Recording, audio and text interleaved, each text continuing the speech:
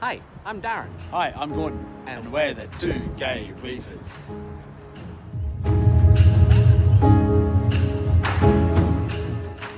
Welcome to our tank update. This is 14 months in. Wow, 14 months, who would have thought? I thought the tank would be dead by now. Awesome. No, not really. I knew we'd do well, and so far it looks like it's doing pretty good. A bit dirty at the moment. Darren needs to clean it a bit more, I think. Yeah, well, it's dirty after our cruise, so we went and relaxed for, how long was it? About 10 days, 11 days, something like that. Here it is once it's been cleaned, which makes a big difference. As you can see, you can actually see stuff. Yeah, the fish are all looking good, nice and healthy. This time everyone's looking good when we got back. Most of the corals are looking all healthy. Yeah, it's good this time. The fish are actually all survived and are really, really healthy, and it's the corals this time that took a bit of a beating, but to be expected when you leave the tank for a little bit. So this is a poor leather. It's about to shed. The A can has pulled in a lot as well. I'm not sure what's wrong with him. As you can see, he's really pulled in, and you can see between each polyp as well. The hammer here, he's lost a bit of his, he's pulled away from the skeleton a little bit as well.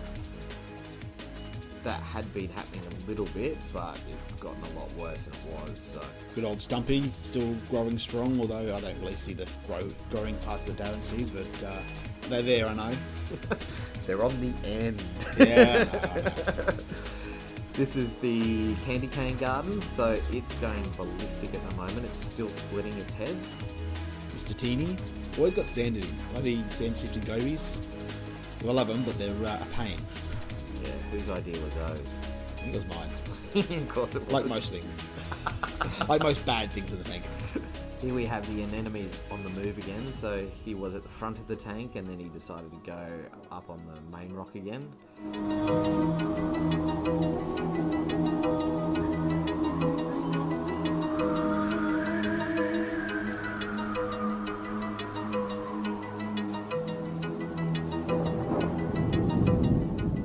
Good old Bugs is always very camera happy and likes being in front and center of the tank. He's a very happy looking fish. And so is Pikachu. He's the brightest thing in the tank at the moment, bright yellow. Yep. Oop, there was Diego for a second. Ooh, camera. I'll get away from that. Yeah, Diego, since he had his issues, he's been hiding a little bit during the middle of the day, just in his little cave here. But usually during morning and evening, he comes out for food and he eats a lot. Muttley! Good old Muttley. He gave us a bit of a scare as well for a little while before he went away, but he's doing really well again. And poor old Itchy, all lonely without his without Scratchy. He has a surprise coming, but we'll see soon.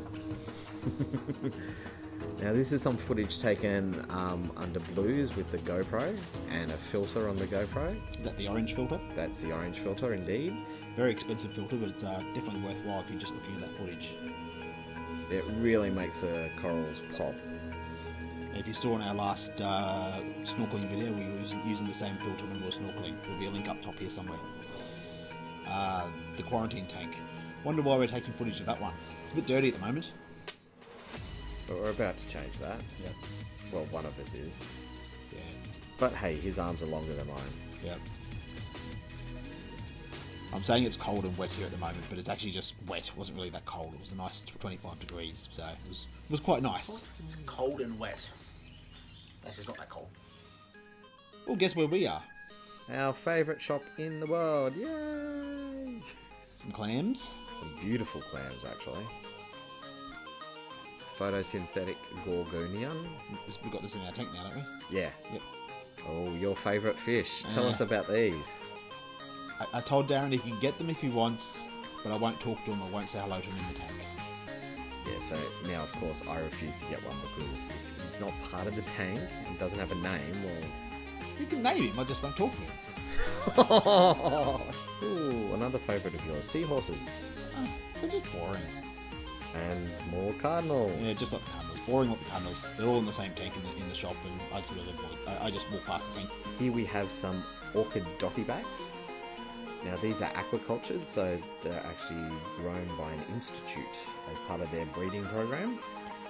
When I first saw them, I thought they all looked exactly the same and were pretty boring. But turns out they're all slightly different and they all have their own little personalities, just like all the other fish. So. Ooh, what was that? Lots of clowns. Lots of black and white clowns. These two are aquacultured. They were very friendly and they all wanted to come home with us. You can just see. Take me home, take me home, take me home. I think they're just hungry like all clowns are. Yeah, pretty much. I have no idea what this is. I think I've heard them saying that someone brought it in and they were acclimating it back into their system. I'm not 100% on that. What are these things? The green ones? Fungias, I think. Morhelios? Morhelios. I just like saying helio. Helio. Hammers. I've always liked hammers. I always like soft corals more so than SPS. Yeah. High corals. Yep. I definitely like the hammers. I've always just liked the look of them and the way they move and just the different colours. They're really cool. Meat corals. Now these are really rare in Australia. These type of colours. Usually we just get the boring green and brown ones. But these ones with the red and pink on them are really, really rare and super expensive. Just like this guy. Now this gold torch is about the size of a soccer ball and has a price that is huge. Ooh, what's this saying? Bicolour blending. Sold? Who bought him? Who's that? Who's that? Don't know. Oh. We decided it was time to replace little Georgie. He is part of our logo, and not that Georgie could ever be replaced, but the tank was missing a blenny. So there's a photosynthetic gorgonian and the bird of paradise bird's nest. So two little frags we got. We're back at home now, by the way. This is our tank, not the shop. Yeah, it's so much better looking. No. Now I love this blue stag. It's beautiful. It does look pretty cool. Even though it doesn't move. Even though it doesn't move. A bit like the Zoas. They don't move either, but they are pretty cool. Now, Zoa gum's just gone mad, and as you can see, our leather recovered. It's looking really, really good at the moment, the leather. I was a bit worried when we got back, but well, it wasn't even when we got back. It was about a week or so after we got back, but it just sort of looked really scungy for a good 4 or 5 days, and then just popped out the way it is at the moment. It's bigger and brighter and better than ever. High-tech acclimating system. A piece of rubber tube and a rock. Yeah, very high-tech. Very high-tech, very high-tech. But does the job. Hey, it's got a few knots in it. It has got a few knots, yes. A little bicolour blenny. And what have we called him? Cosmo Kremer. So, the orchid dottyback, her name is Elaine. So we've got Cosmo and Elaine.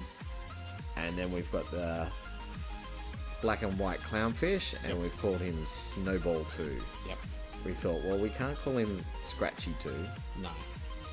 So Snowball 2 works nicely. Yeah. As you've seen on our quarantine video, if you haven't seen that one, check out the link on top here now. It's definitely worth having a quarantine tank just to keep your fish in for a couple of weeks, 2, 3, 4 weeks, just before you put them into your main tank. Thanks for watching, everyone. That's all we have time for today. If you have liked this video, don't forget to hit that big like button, hit the subscribe button if you're not already, and keep it salty, everyone. See you later. Bye-bye.